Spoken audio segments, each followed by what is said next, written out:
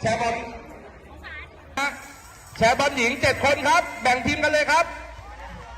3 2 1 0โอเคต้องนับให้ทัน ขอบคุณครับขึ้นครับคุณนกครับครับผมวันนี้ทีมภาคเราจากทรูวิชั่นครับผม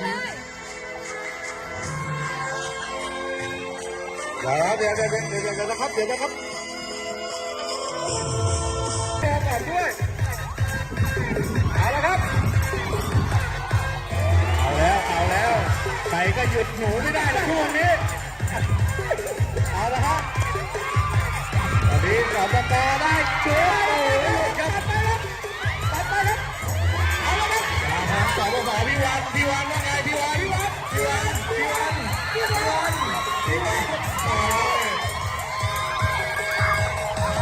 พื่อนรักหักเหลี่ยมโหดนะต่อไปธี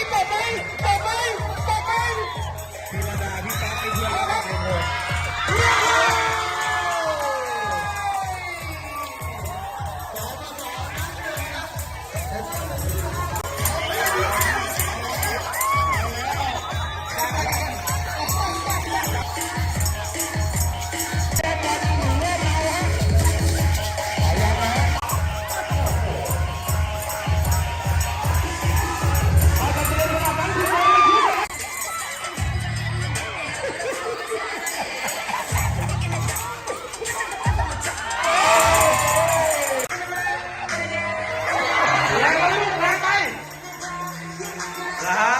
ตอนนี้ตามอยู่แค่1 ลูกไม่มีผลอะไรเท่าไหร่นะครับ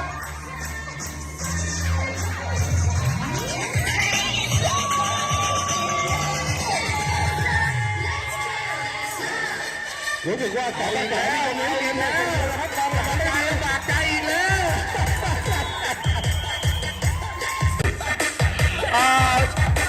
พี่หนูครับพี่หนูเหลือไม่ได้เลยครับ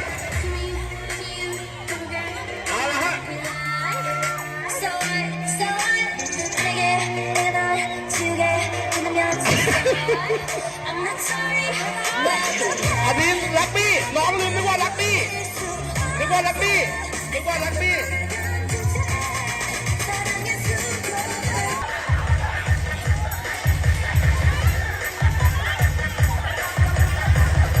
ม่มีสิทธิ์เข้าไปในวง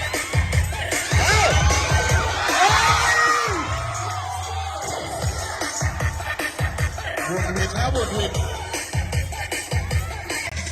ตอนนี้ผ่านไปประมาณ5 นาทีเองนะฮะเริ่มมองดูหาตัวสำรองไว้แล้วครับตอนนี้